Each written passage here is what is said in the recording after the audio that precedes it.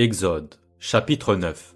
L'Éternel dit à Moïse, « Va vers Pharaon, et tu lui diras, « Ainsi parle l'Éternel, le Dieu des Hébreux. Laisse aller mon peuple, afin qu'il me serve. Si tu refuses de le laisser aller, et si tu le retiens encore, voici, la main de l'Éternel sera sur tes troupeaux, qui sont dans les champs, sur les chevaux, sur les ânes, sur les chameaux, sur les bœufs et sur les brebis. Il y aura une mortalité très grande. L'Éternel distinguera entre les troupeaux d'Israël et les troupeaux des Égyptiens. Et il ne périra rien de tout ce qui est aux enfants d'Israël. L'Éternel fixa le temps et dit, « Demain, l'Éternel fera cela dans le pays. » Et l'Éternel fit ainsi. Dès le lendemain, tous les troupeaux des Égyptiens périrent, et il ne périt pas une bête des troupeaux des enfants d'Israël. Pharaon s'informa de ce qui était arrivé. Et voici, pas une bête des troupeaux d'Israël n'avait péri. Mais le cœur de Pharaon s'endurcit, et il ne laissa point aller le peuple.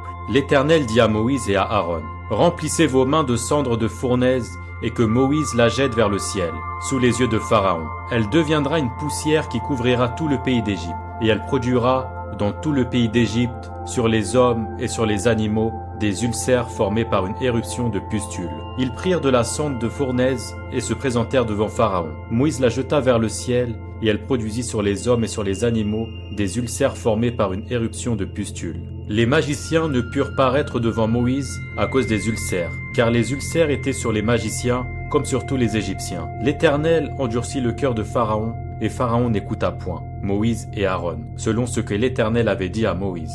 L'Éternel dit à Moïse, « Lève-toi de bon matin, et présente-toi devant Pharaon. Tu lui diras, Ainsi parle l'Éternel, le Dieu des Hébreux. Laisse aller mon peuple, afin qu'il me serve. Car, cette fois, je vais envoyer toutes mes plaies contre ton cœur, contre tes serviteurs et contre ton peuple, afin que tu saches que nul n'est semblable à moi sur toute la terre. Si j'avais étendu ma main et que je t'ai frappé par la mortalité, toi et ton peuple, tu aurais disparu de la terre. Mais je t'ai laissé subsister, afin que tu voies ma puissance et que l'on publie mon nom par toute la terre.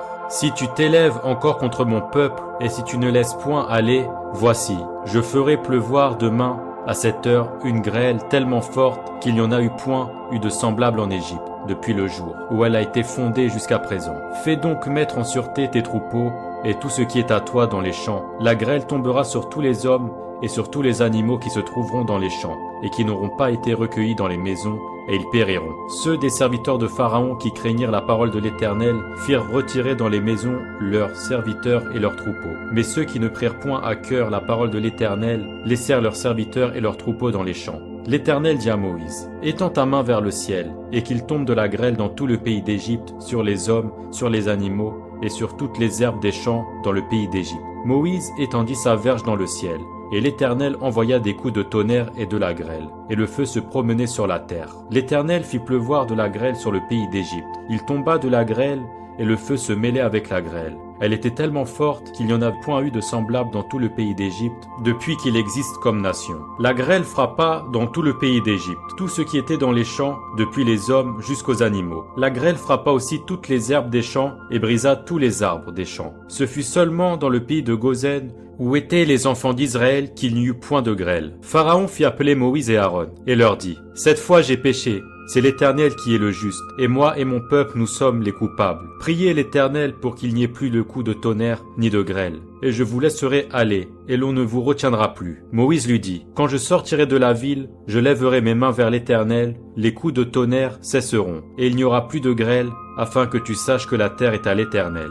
Mais je sais que toi et tes serviteurs, vous ne craindrez pas encore l'Éternel Dieu. » Le lin et l'orge avaient été frappés parce que l'orge était en épi, et que c'était la floraison du lin. Le froment et l'épeautre n'avaient point été frappés parce qu'ils sont tardifs. Moïse sortit de chez Pharaon pour aller hors de la ville. Il leva ses mains vers l'Éternel, les coups de tonnerre et la grêle cessèrent, et la pluie ne tomba plus sur la terre. Pharaon, voyant que la pluie, la grêle et les coups de tonnerre avaient cessé, continua de pécher, et il endurcit son cœur, lui et ses serviteurs. Le cœur de Pharaon s'endurcit, et il ne laissa point aller les enfants d'Israël, selon ce que l'Éternel avait dit par l'intermédiaire de Moïse.